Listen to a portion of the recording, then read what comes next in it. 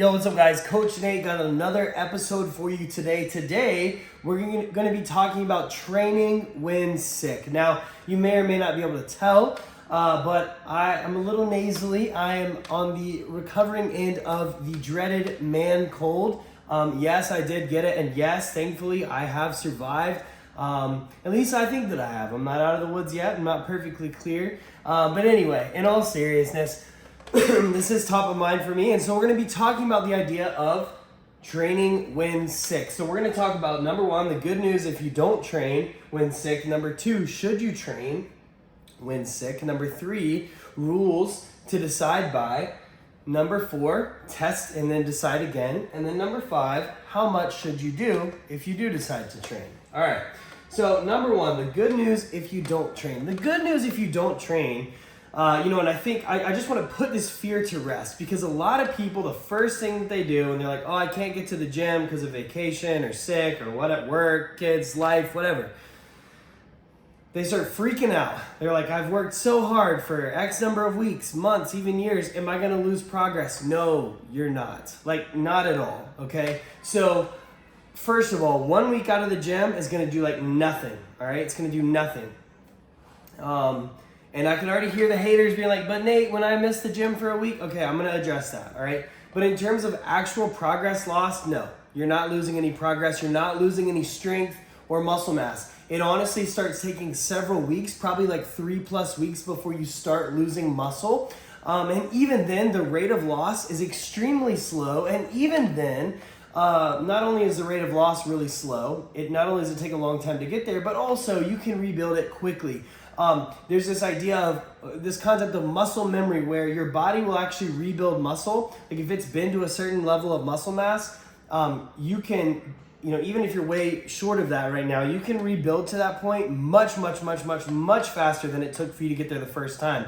And guys, this concept is true over the course of decades. We see this a lot in, people who are high school athletes. It doesn't matter if they're in their 50s and haven't worked out in 30 years, but like they were high school, college athletes, they worked out, especially we see this with football players. They're very big, strong, and muscular. That was maybe 30 years ago, but they start lifting and the response is absolutely robust.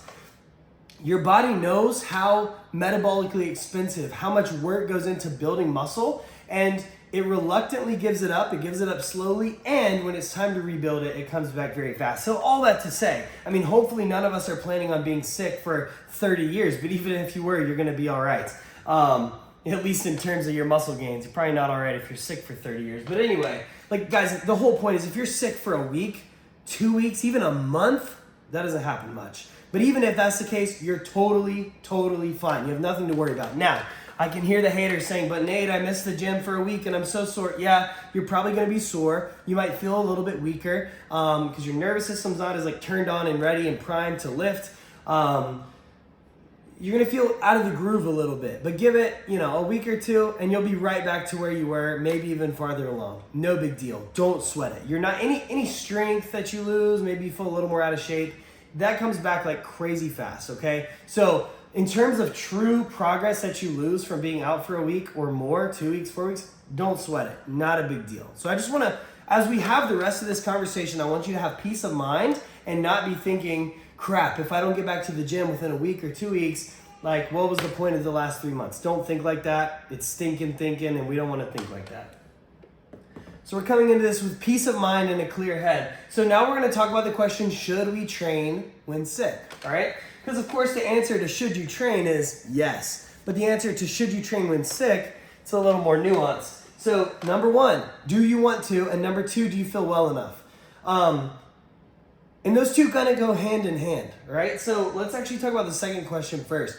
Do you feel well enough? If you feel like you just got hit by a semi-truck, and walking across your house is wiping you out, it would be a terrible idea to think about, start working out. Even some bodyweight squats. It's not a good idea if walking across the house is wiping you out. And my guess is if you feel like that, you feel like you've been hit by a semi-truck, you're not going to want to lift unless you're crazy.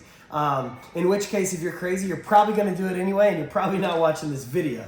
Or you're watching it and you're like, I'm going to do it anyway. So whatever, have fun.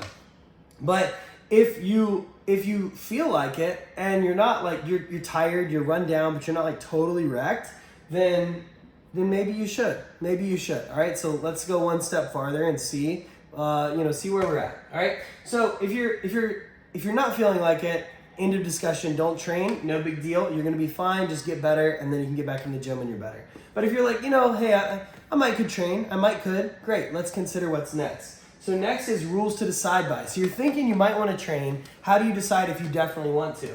Well, there's two rules that I like to look at. Number one, is it above or below the neck or the shoulders? So I've heard, if you got a bunch of gunk in your chest, in your lungs, all of that stuff, you got all that nasty going on, you probably don't want to train. If it's just a head cold, you're a little stuffy, whatever, then you're probably good to train. Now look, as an owner of a few gyms, let me just say, be considerate of other people. Maybe don't go around infecting other people, but you can train at home. Maybe you decide to go to the gym. I don't know, but be conscious of other people when you're making these decisions. But even just training at home, right? Body weight, kettlebell stuff, that would count here as well. But again, above the head, no big deal. Probably no big deal. You're good to train. If it's below the neck, maybe not, okay? That's one rule. That's one rule of thumb. The other, will it energize or exhaust you? Now, I know you won't really know until you try it, which is number 4, testing and deciding. But if we've made it this far and you're like, hey, it's above the head, maybe it's even in the chest a little bit, but I don't feel too terrible. I'm tired, but not super exhausted. And I feel like, maybe some movement would help me feel better. So you want to see if it's going to energize or exhaust you, right? If you're afraid it's going to wipe you out, don't do it, because you're just going to be sick longer, more than likely. But if it energizes you, that's probably going to promote healing, getting that extra blood flow, all that stuff. It's probably good for your immune system. What do I know? But anyway, that's my rule of thumb. So here's the thing. If we've made it this far and you're like, hey, I think I might want to work out. I think I could do it. It's above the shoulders and I think it might make me feel better. Great. Test it out, right? So I don't know why we're like this, but when it comes to fitness, we're so black and white. We're so all or none. It's like either I'm going to train for 75 minutes, 6 days a week, or I'm not going to do anything at all. We don't do like that. If you're sick, you're like, hey, I'm probably not going to work the whole day, but I'm going to get at least my big projects done. Or, if you're,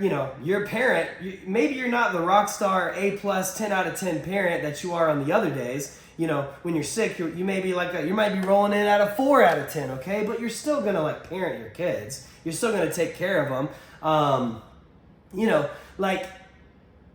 We do the best we can with what we have. So guys, let's do that with your health and fitness. You deserve that. You do that for your boss. You do that for your children. You do that for your spouse, for your friends, your family.